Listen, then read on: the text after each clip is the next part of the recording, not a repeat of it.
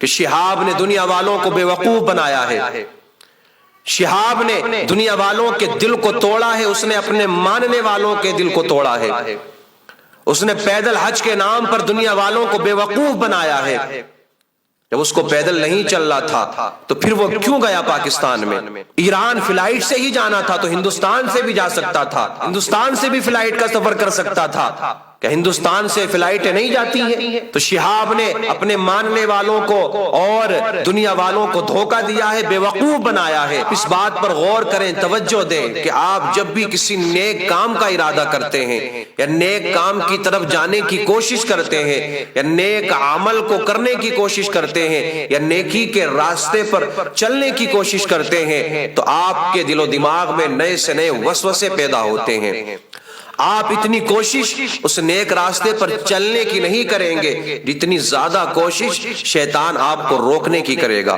وہ وسوسے پیدا کرے گا، نئی سے نئی باتیں، نئی سے نئی خرافات آپ کے اندر پیدا ہو جائے گی کہ میں یہ کیوں کر رہا ہوں، کیوں اس راستے کی طرف جا رہا ہوں، مجھے اس سے کیا بینیفٹ ملے گا، کیا فائدہ ملے گا۔ لیکن میرے عزیز، ایک نیک بندے کی، ایک مومن بندے کی پہچان یہی ہے، اللہ کے نیک بندے کی یہی پہچان ہے کہ راستے میں کتنی بھی مصیبتیں، پریشانیاں یا دشواریاں آ جائیں، نیک راستے پر چلنے کے لیے کتنے بھی آندھی طوفان آ جائے، لیکن ایک نیک بندے کی یہی پہچان ہے کہ وہ ساری پریشانیوں کو بھلا کر، ساری مصیبتوں کو بھلا کر سب کچھ پیٹھ کے پیچھے ڈالتا ہے اور اس نیک راستے پر چلتا رہتا ہے۔ ایک یہی پہچان ہے نیک بندے کی، ورنہ تو کتنے ایسے ہوتے ہیں کہ تھوڑے سے چلے اور اس کے بعد میں بات ختم ہو جاتی ہے۔ چلنے سے مراد یہ ہے کہ آپ کو کتنے نمازی بھی ایسے ملیں گے کہ بس جب ان کا مطلب کا معاملہ آتا ہے تو نماز پڑھنے کے لیے چلے جاتے ہیں مسجد میں،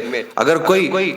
کام پورا نہیں ہو رہا ہے تو تھوڑے دن کے لیے نیک بن کر دکھا دیا لوگوں کو، اس کے بعد میں اگر وہ کام پورا ہو گیا تو وہ نیکی سے اور دین سے دور ہو جایا کرتے ہیں۔ کچھ لوگ ایسے ہوتے ہیں کہ جب نیک راستوں کی طرف کٹھنائیاں آتی ہیں، نیک راستے پر چلنے پر مصیبتیں آتی ہیں تو وہ ان مصیبتوں کو برداشت نہیں کر پاتے ہیں۔ میرے عزیز، نیک راستے پر چلو گے، نیک راستے پر چلنے کی کوشش کرو گے، مصیبتیں بھی آئیں گی، پریشانیاں بھی آئیں گی، لیکن یہ چند منٹ یا چند سیکنڈ یا چند دن کی ہو سکتی ہیں۔ اس کے بعد میں جو آپ کو اس کا بینیفٹ ملنے والا ہے، جو اجر ملنے والا ہے، وہ صرف دنیا میں ہی نہیں ملے گا بلکہ اللہ رب العزت آخرت میں بھی آپ کو اس کا اجر عطا فرمائے گا۔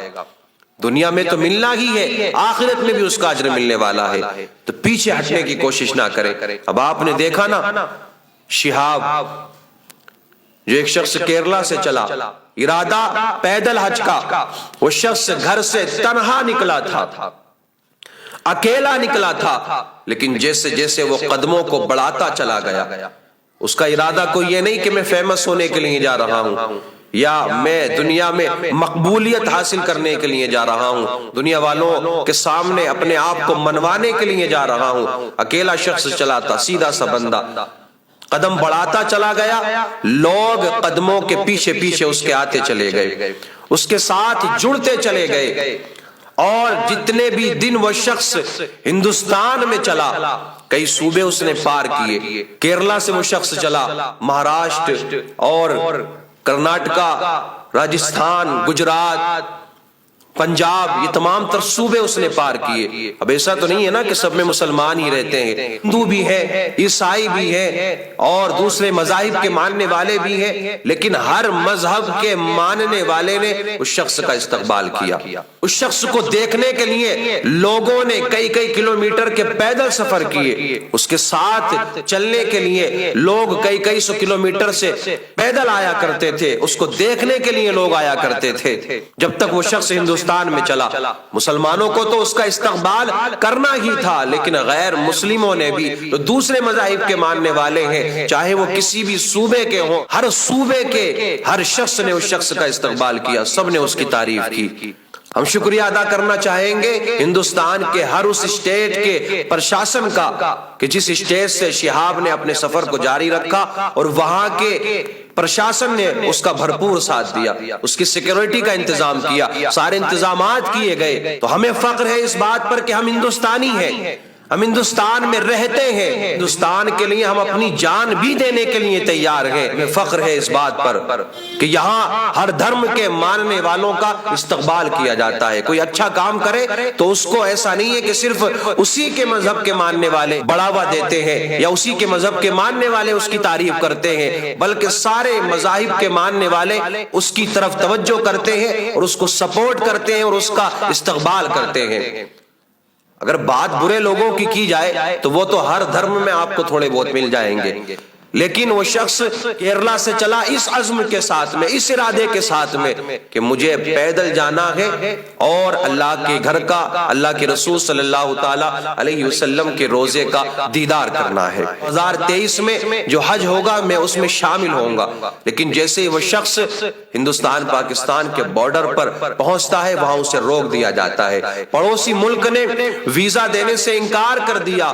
کئی مہینے وہ شخص ایک ہی جگہ پر رکا رہا، بہت ساری مصیبتیں بھی آئیں۔ اس درمیان میں بہت سارے لوگوں نے اپنے اپنے حساب سے، اپنی اپنی سوچ رکھنے والے لوگوں نے اپنی سوچ کے حساب سے اس کے خلاف باتیں کی، بہت سے لوگ اس کے سپورٹ میں بھی آئے، بہت سے لوگوں نے یہ بھی کہا کہ کیا فائدہ ہے پیدل جانے سے، اب ویزا نہیں مل رہا ہے تو اب کس طریقے سے جایا جائے گا، لیکن اس شخص نے ساری باتوں کو اگنور کیا، ایک ہی جگہ پر رکا رہا کئی مہینے۔ وہ چاہتا واپس بھی جا سکتا تھا، ارادے مضبوط نہ ہوتے، دل میں پکا ارادہ لے کر کے وہ گھر سے نہ نکلا ہوتا تو وہ واپس بھی جا سکتا تھا، لیکن اس نے پکا ارادہ کیا تھا، وہ گھر سے اسی ارادے سے نکلا تھا کہ کتنی بھی مصیبتیں آ جائیں، پریشانی آ جائیں، مجھے ہر حالت میں پیدل مکہ اور مدینہ تک پہنچنا ہے۔ 4 مہینے رکا، اس کے بعد میں پاکستان نے ویزا دیا، پاکستان میں انٹری ہوئی، لیکن اچانک کیا معاملہ پیش آتا ہے، پاکستان میں انٹری کو ابھی چند گھنٹے ہی گزرے تھے کہ وہ شخص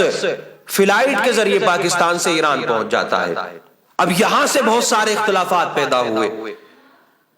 یہاں سے بہت ساری باتیں نکل کر کے سامنے آئی۔ کچھ لوگوں کا تو یہ کہنا ہے کہ شہاب نے دنیا والوں کو بے وقوف بنایا ہے، شہاب نے دنیا والوں کے دل کو توڑا ہے، اس نے اپنے ماننے والوں کے دل کو توڑا ہے، اس نے پیدل حج کے نام پر دنیا والوں کو بے وقوف بنایا ہے۔